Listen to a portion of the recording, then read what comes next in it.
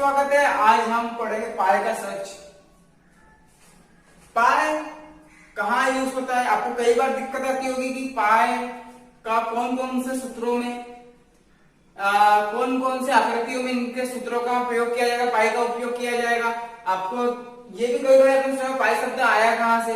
कई बार जब पाई का मान निकालने को आता है तो हम हमारे माइंड में हमारे टेंशन है, पाई दिया किसने यार, ये पाई का हमेशा मान निकालो, पाई दिया किसने।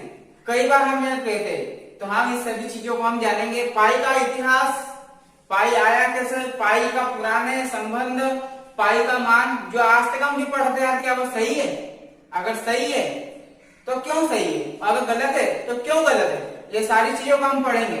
पाई का आइंस्टीन और हॉकिंस से क्या संबंध है, पाई दिवस के बारे में जानेंगे। पाई दिवस कब से मनाना चालू हुआ, पाई दिवस को याद करने की ट्रिक, क्योंकि ये हमारे एग्जाम के लिए, हर एग्जाम के लिए और जीके के लिए बहुत महत्वपूर्ण है। जैसा कि हम जानते हैं पाई का सच, पाई की वैल्यू हम इधर पढ़ते आए, पाई बराबर 22/7 इक्वल 3.14159। ठीक है, ये आज तक हम पढ़ते आए हैं। अब क्या होता है 1.58 या 1.59 ऐसा अप्रोक्सीमेट चलती है। सो हम आज पढ़ते हैं कि पाई शब्द आया कहां से। पहले हम पाई के बारे में जानते हैं। पाई को जानने के लिए हम इसके इतिहास पे चलते हैं और हम ये भी जानेंगे पाई संकेत का यूज सबसे पहले किसने किया। तो पाई जो है हमारा, जो पाई है, पाई को जानने के लिए हम पुराने थोड़े से इतिहास पे चलते हैं। और पाई शब्द आया कहां से, पहले हम उसे जान लेंगे। उससे पहले तो जैसे कि हमारे इंग्लिश में अल्फाबेट होती है ABCDEFG A से Z तक, उसी प्रकार से ग्रीक शब्द, ग्रीक अल्फाबेट में पाई जो है वो 16वें नंबर का, पाई जो है वो 16वें नंबर का क्या है, अल्फाबेट है 16वें नंबर का। जैसे कि इंग्लिश में, इंग्लिश में हम जानते हैं 16वें नंबर पे पी आता है, उसी प्रकार से पाई किसमें आता है, पाई ग्रीक अल्फाबेट में 16वें नंबर पर आता है। ठीक इसी प्रकार से हम जानते हैं कि पाई का मान 22/7 ही क्यों निकाला गया, पाई का मान 22/7 क्यों रखा गया, और अगर रखा गया तो उसके पीछे क्या कारण था, ये सारी चीजों को आज हम जानते हैं। तो बने रहिए अंत तक। और वीडियो अच्छा लगे तो लाइक शेयर सब्सक्राइब करने में जरा भी कसर ना काटे, क्योंकि ऐसे बहुत से फैक्टर आपको जो नहीं पता है वो सारे आज हम बताने वाले हैं पाई के बारे में। और ऐसे भी आगे लाती आएंगी कि अल्फा कैसा आया, बीटा कहां से आया, उसका उपयोग, ये सारी चीजों को हम देखेंगे। उससे पहले हम पाई के बारे में जानते हैं। पाई को जानने के लिए हर चीज का हमें इतिहास, जैसे हमने बाल विकास को पढ़ने से पहले बाल विकास का हम इतिहास पे गए थे, हिंदी पढ़ने से पहले हम हिंदी के इतिहास पे गए थे, ठीक उसी प्रकार से हम पाई के इतिहास पे चलते हैं। तो पूरा प्राचीन समय में जब उस समय के लोगों को अपना सामान धोने के लिए किसकी जरूरत थी, सिंपल सी बात है, किसी गाड़ी की जरूरत थी। जैसे आज हमें एक स्थान से दूसरे स्थान ले जाने के लिए किसी ट्रक, ट्रैक्टर या किसी पे 4 व्हीलर 2 व्हीलर की जरूरत पड़ती है। ठीक उसी प्रकार से जब तक 4 व्हीलर 2 व्हीलर हुआ नहीं करता था, तब उन्होंने एक गाड़ी का इन्वेंशन किया। जैसा कि हम जानते हैं गाड़ी इस टाइप से होती है। तो गाड़ी बनाने के लिए ऐसा तो नहीं है कि बस इतना भाग बना दे गाड़ी बन दे, गाड़ी को आगे बढ़ाने के लिए टायरों की आवश्यकता पड़ती है, पहिए की आवश्यकता पड़ती है। अब शुरू के व्यक्ति को क्या ज्ञान कि पहिया गोल ही बनेगा, उन्होंने तो राउंड बना दिया, हो सकता है उन्होंने इस टाइप का पहिया ही बनाया हो। धीरे धीरे उन्होंने ऐसे इन्वेंशन करा तो इस पहिए को उन्होंने कुछ इस टाइप से बनाया, आपको दिख रहा होगा इस टाइप से बनाया। तो जब किसी पहिए की अगर हम मान ले कि गोलाई अगर पूर्णता नहीं है, अगर ये गोला पूरे तरीके से राउंड नहीं है, तो क्या गाड़ी ढंग से चलेगी, नहीं चलेगी। अगर ये गोला अगर इस टाइप से होगा तो क्या गाड़ी ढंग से चलेगी, ये तो यहाँ पर चलते चलते अटक जाएगी या फिर उछलेगी या फिर क्या होगा हिचकोले बोलते ना, हिचकोले मारेगी। तो ये जो पाई, तो उन्होंने उस समय क्या करा कि पाई के बारे में हम जिसे जानते हैं, उन्होंने गोले को पूर्ण रूप दिया। और ये जो 22/7 है, अब इसके बारे में हम कुछ चर्चा करेंगे। तो 22/7 के बारे में हम चर्चा करते हैं, तो ध्यान से देखते रहिए पूरे सेशन को, पूरे पाई की आज हम पिक्चर को सुलझा देंगे, ठीक है। हाँ, पहले जो पाई था 3.148 बोलो या 159 बोलो, एक ही बात है। इसके अनुसार हम सारी चीजों को देखेंगे। तो 22/7 किसी भी वृत्त की ध्यान देना, किसी भी वृत्त का व्यास, ये क्या है, वृत्त का व्यास, क्या है ये, वृत्त का व्यास।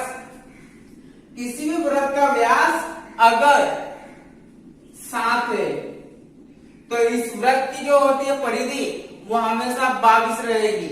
तो वृत्त के व्यास, वृत्त की परिधि बटे वृत्त का व्यास से बना है ये पाई का मान। और साथ ही साथ में ध्यान रखिएगा, जो 22/7 है, इसकी वैल्यू निकालने के लिए कई वैज्ञानिक गुजर गए, लेकिन इसका मान नहीं आया। इसके मान को निकालने के चक्कर में वो खुद निकल गए, लेकिन इस 22/7 का एक्यूरेट मान नहीं आया, एकदम पूर्णतः मान नहीं आया। इसलिए आप एक बात और ध्यान रखिए, इसके पीछे जो सुपर कंप्यूटर होता है, सुपर कंप्यूटर ने इसकी वैल्यू निकालने के लिए 5 ट्रिलियन 6 ट्रिलियन तक की कोशिश कर ली। इतनी बार कर करके उसने ट्राई कर लिया कि 5 ट्रिलियन के बाद तो इसका पूर्ण रूप आएगा, इसका पूरा मान आएगा। लेकिन होता क्या था कि जब भी 22/7 का डिवाइडेशन किया जाता था, जब भी 22/7 का डिवाइडेशन किया जाता था, तो ये जो मान है दशमलव के बाद वाला जो भी मान है, ये सारा मान बार बार रिपीटेड होता गया। और 5 ट्रिलियन टाइम्स तक सुपर कंप्यूटर ने बाद में 5 ट्रिलियन टाइम्स तक भी नहीं निकला। 3 बस ये वाला जो संख्या है, अप्रोक्स जो संख्या है, ये हमेशा रिपीटेड होती गई। तो उससे भी सुपर कंप्यूटर ने बोल दिया, मेरे भाई अब मुझसे नहीं होगा। तो यहाँ पर है कि सुपर कंप्यूटर जिसके लिए सब कुछ मान चलो कि संभव होता है, वो भी इस पाई का मान निकाल नहीं पाया। और कई वैज्ञानिक पाई का मान निकालते वो खुद गुजर गए, लेकिन पाई का मान को नहीं निकाल पाए। तो आप पाई के बारे में कुछ हिस्ट्री को लेते, आप कई बार बोलते अरे पाई का लाने वाला, गणित में लाने वाले का हम जान ले ये साला पाई दिया किसने। तो सुनो, ये जो पाई है ना, ये जो पाई है, तो पाई का जो संकेत है, ये तो हमारा संकेत है। अब ये मान तो हम जानते नहीं है, पाई का जो संकेत है, पाई के संकेत को लाने वाले सबसे पहले कौन थे? विलियम जोन्स ने सन 1706 में इस पाई का संकेत जो है, ये पाई के संकेत है, इसको गणित में दिया। ठीक है, पाई के संकेत को गणित में दिया। ऐसा नहीं है, भारत हमेशा आगे रहा है और आगे रहेगा। तो भारत में भी इस पाई के मान की वैल्यू पहले ही निकाल दी गई, लेकिन पाई शब्द नहीं बोला गया यहाँ पर। आर्यभट्ट ने भी इसका प्रयोग करा, परिधि और व्यास निकालने के आर्यभट्ट ने भी दिया, लेकिन उन्होंने ये नहीं कहा कि ये पाई का मान है। उन्होंने मान निकाला, लेकिन किसका निकाला? गोले का मान निकाला। गोले का मान निकालने के लिए उन्होंने कई प्रयोग करे और उन्होंने सूत्रों के आधार पर पाई का मान बताया। तो यहाँ पर हम थोड़े से आगे और बढ़ते, चलिए आगे बढ़ते। अब हम थोड़ा सा जीके के बारे में बात कर लेते हैं पाई का। हाँ, तो पाई का जीके क्या कहता है कि पाई हमेशा, आपको पता है, अपरिमेय संख्या है। पाई हमेशा अपरिमेय, पाई हमेशा अपरिमेय। ये बात ध्यान रखना, क्वेश्चन बन जाता है कि पाई है क्या है? परिमेय, अपरिमेय, इनमें से कोई नहीं या ये दोनों आता है हमेशा। तो हम हमेशा लगाएंगे, अगर पाई के बारे में पूछा तो पाई हमेशा होता है अपरिमेय। अब हम पाई के इतिहास में जानते, पाई दिवस आपका क्वेश्चन बन सकता है मैथ्स में या जीके में कि पाई दिवस कब मनाया जाता है। तो कब मनाया जाता है? 14 मार्च। अब याद रखने ट्रिक, और ये बना के साथ हम वो भी देखते। 14 मार्च, यहाँ पर ध्यान रखिए, ये दिख रहा होगा आपको कि 14 दिखा, तारीख 14 दिखा।